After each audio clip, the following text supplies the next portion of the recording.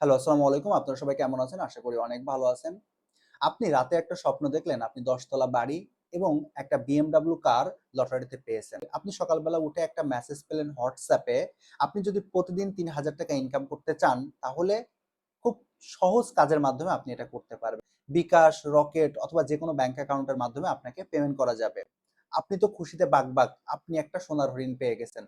এই ধরনের মেসেজ আমরা প্রতিদিন পেয়ে থাকি। আমি অনেকবার পেয়েছি। আপনারাও হয়তো এই ধরনের মেসেজ পেয়েছেন। এই মেসেজটা মূলত প্রতারকরা আপনার কাছে সেন্ড তাদের উদ্দেশ্য কি আসলে? তারা কি চায়? তারা আপনাকে বিভিন্ন লোকেশন শেয়ার করতে পারে।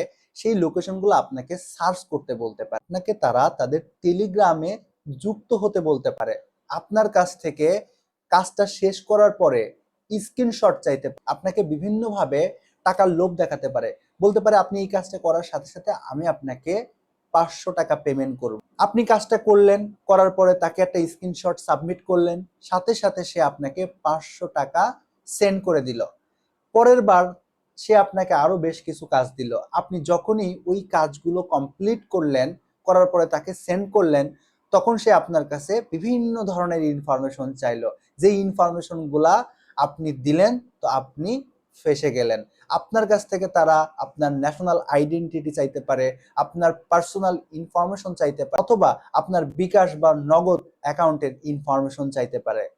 আপনি দিলেন, দেওয়ার পরে আপনার কাছে তারা ওটিপি চাইলো। আপনি ওটিপিটাও তাদেরকে দিলেন। আপনার ব্যাংক অ্যাকাউন্ট হ্যাক হয়ে গেল। আপনি নিঃস্ব হয়ে গেলেন। এখন কথা হচ্ছে তারা কি ভাবে এই স্ক্যামটা করতে পারে?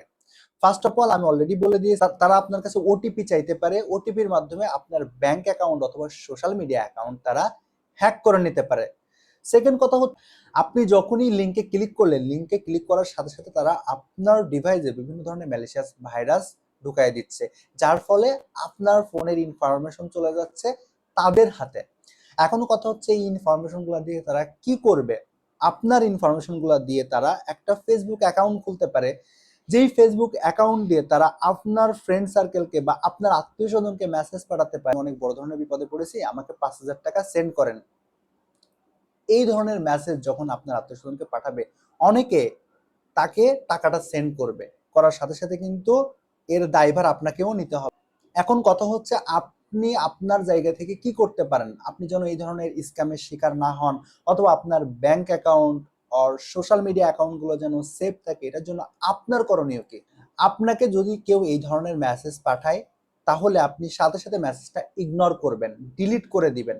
অথবা যেই অথবা তারা আপনাকে যে মেসেজটা পাঠালে আপনি সেই মেসেজে যদি কোনো ইউআরএল থাকে আপনি কখনোই সেই ইউআরএলটাতে ক্লিক করবেন না। সেকেন্ড কথা হচ্ছে তারা যদি আপনার কাছ থেকে কোনো পার্সোনাল ইনফরমেশন চায়, এনআইডির ইনফরমেশন চায়, ব্যাংক অ্যাকাউন্টের ইনফরমেশন চায়, এইটা কখনোই আপনি দিবেন না। টেলিগ্রামে যুক্ত হওয়ার কথা বললে কখনোই আপনি যুক্ত হবেন না। তো এই ধরনের স্ক্যাম থেকে আমাদের যুব সমাজকে বাঁচাতে হবে। আমাদের যুব সমাজ এই ধরনের স্ক্যামে অহরহ পড়ছে।